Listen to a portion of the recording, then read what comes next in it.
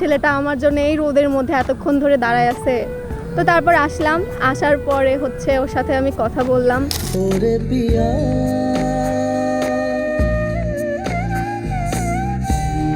उड़ने लगा क्यों मैं बाबुला रे आया कहाँ से ये हौसला रे ओरे पिया ও তখন কলেজে যাচ্ছিল, আমি রাস্তায় ওকে দেখতে পাই, আর দেখার পরে আমি দেখি খুব মায়া ভরা একটা মুখ। তো তখন থেকে আমার আসলে ওকে পছন্দ হয়। তো আমাকে জিজ্ঞাসা করে আমার নাম কি, আমি কোথায় থাকি, আরডিতে নতুন কিনা, তো সব জিজ্ঞাসা করে। তো আমি মুখটা এইভাবে ঘুরাই, মানে সব প্রশ্নের উত্তর দিচ্ছি, আমি ওনার দিকে তাকায়ও নাই। ও হচ্ছে সেটা ভিডিও করছে, ভিডিও করার পরে ও আমাকে খুঁজছে, খুঁজে খুঁজে বের করছে। স্টোরের ওইখানে দাঁড়ায় ছিল রোদের মধ্যে, প্রচুর রোদ ছিল। তো আমার তখন হচ্ছে মনে হইলো বা ছেলেটা আমার জন্য এই রোদের মধ্যে এতক্ষণ ধরে দাঁড়ায় আছে। তো তারপর আসলাম, আসার পরে হচ্ছে ওর সাথে আমি কথা বললাম, মানে ওকে বললাম, নিষেধ করলাম যে এইভাবে তুমি, মানে আপনি করে বলতাম তখন, যে আপনি আমাকে এইভাবে ফলো করেন না, মানুষজন খারাপ ভাববে। তো তারপরে হচ্ছে ওকে জিজ্ঞাসা করলাম নাম কি, তারপরে বাসা কোথায়। তো ও আমাকে বলতেছিল যে তোমাদের বাসার পিছনে। তো আমি বলছি আমি চিনি না। পরেও আমাকে বলতেছে এই যে ম্যাপে দেখো তোমাদের বাসার পিছনে।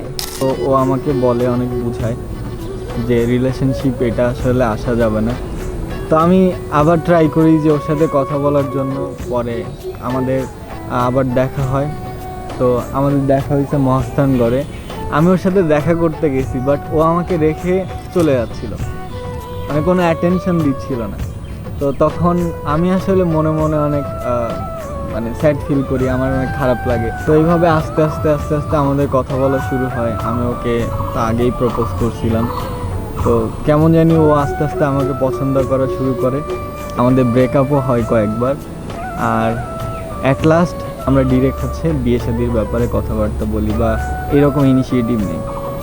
তা আমি আমার ফ্যামিলিকে কনভিন্স করি। আমার ফ্যামিলিকে কনভিন্স করতে অনেক স্ট্রাগল করতে হয় আমার। তো সবাই একসাথে বসে, ওর ফ্যামিলি আমার ফ্যামিলি বসে সবাই ডিসিশন নেয় যে হ্যাঁ আমাদের বিয়ে হওয়া দরকার। তো যেদিন কথা বলতে বসে, ঈদের হয়তো বা একদিন বা 2 দিন পরের ঘটনা, এটা একদিন পরের ঘটনা। কথা বলতে বলতে সবাই এক সময় রাজি হয়ে যায়, আর তখনই বলে যে আজকেই বিয়েটা হবে। তো আমিও জানতাম না যে আমাদের ওই দিনই বিয়ে হবে, বা এরকম কোনো প্ল্যান বা এরকম কোনো মুভমেন্ট আমার ছিল না। তো এটা আসলে অনেক বড় একটা সারপ্রাইজ।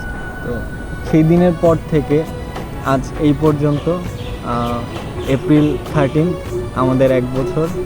তো হ্যাপি অ্যানিভার্সারি। এই মুক্তার মালাটা অনেক সুন্দর, তোমার দেওয়া প্রতিটা উপহার আর তুমি আমার কাছে সব থেকে বেশি সুন্দর আর প্রিয়। ফুল বরাবরই আমার অনেক পছন্দের, অনেক প্রিয়। আমি চাই তুমি আমাকে প্রতিদিন ঠিক এইভাবেই রোজ ফুল এনে দাও। আমি জানি ভালোবাসার বহিঃপ্রকাশ এভাবে হয় না, তুমি সবসময় প্রতিটা মুহূর্তে আমার কাছে অনেক স্পেশাল। সত্যি আমি অনেক স্পেশাল। তোমাকে পাশে পাওয়াটা God gifted. So grateful to Allah.